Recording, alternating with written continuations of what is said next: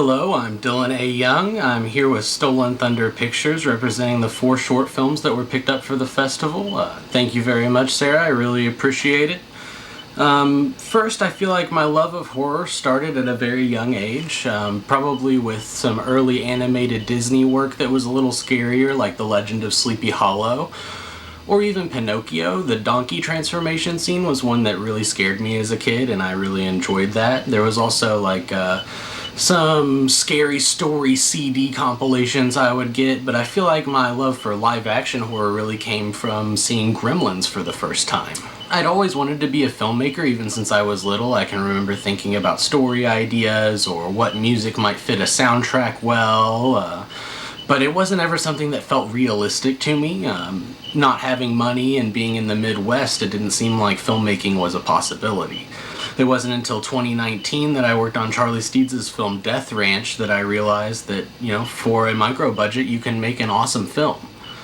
So I started to pursue filmmaking, and that brings us to my first film, Veronica. The idea behind Veronica was to make a classic revenge story along the lines of The Last House on the Left, I Spit on Your Grave, Nail Gun Massacre, but make it less exploitive so women could actually enjoy the film, and I still wanted to make sure people felt that the sexual assault scene was very impactful. While not exploitive, it would still hit hard.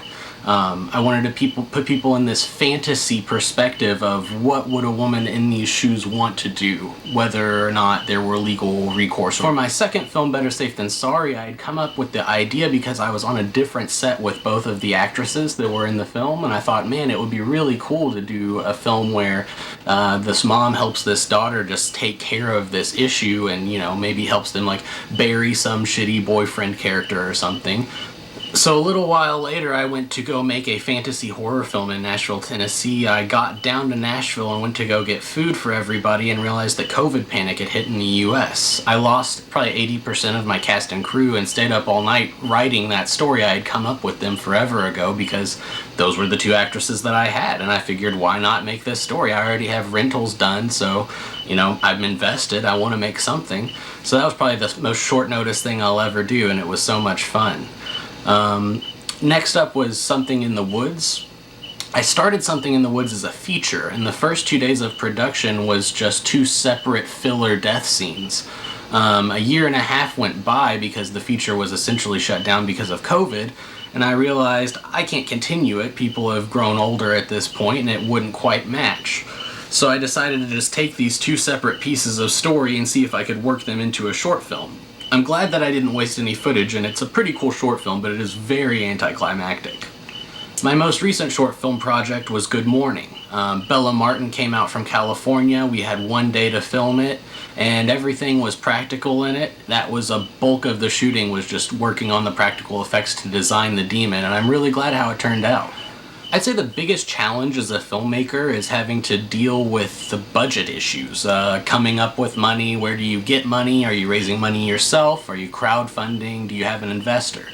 For me, I've always just self-funded my films. I'm looking for investments in the future, but I think that's the biggest struggle that a lot of indie filmmakers are going to face.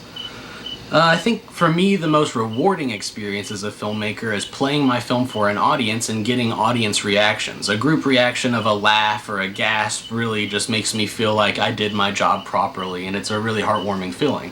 I'd say for me right now, top current horror films are probably Possession, Cannibal Holocaust, Phantom of the Paradise, Alien, The Thing, the British film Peeping Tom. There's so many great classic horror films that I love, so it's hard for me to narrow it down, but those are some of the few that came to mind. Well, thanks again, Sarah, and hope the festival goes great.